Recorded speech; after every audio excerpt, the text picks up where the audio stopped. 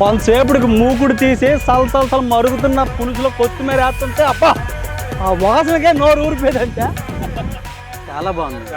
పక్కన బాగోపోతే ఏం అనుకోమాకండి. ఫస్ట్ టైం మాలాగా మారడానికి ఆ మనిషి ఎంత కష్టపడుతుండో దానికి 100 ఫలితం రావాలని రోజు ఆ దుర్గా భవాని తల్లిని మొక్కుతాను.